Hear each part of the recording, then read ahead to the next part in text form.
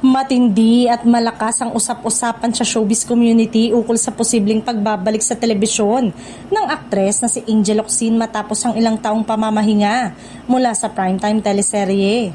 Bagamat wala pang opisyal na kumpirmasyon mula sa ABS-CBN o sa kampo ng aktres, umugong na sa social media at fan circles ang balitang maaaring makita muli si Angel sa isang bagong proyekto sa Kapamilya Network ngayong 2026.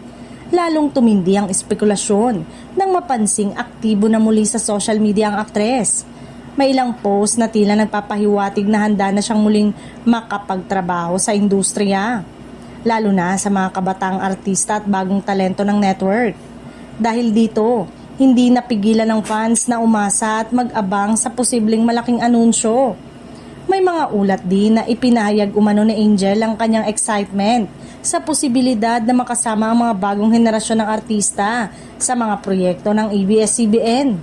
Bagamat wala pang detalyadong impormasyon kung anong eksaktong plano, sapat na mga pahiwatig upang buhayin ang interes ng kanyang loyal supporters na matagal nang naghihintay sa kanyang pagbabalik. Sa ngayon, palaisipan pa kung teleserye, pelikula o isang espesyal na proyekto ang kanyang pagbibidahan.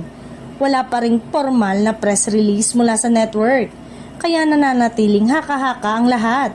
Gayunpaman, kilala ang Kapamilya Network sa pagbibigay ng engrandeng comeback project sa kanilang mga bigating artista. Kung sakaling matuloy, tiyak na magiging malaking kaganapan nito sa primetime television.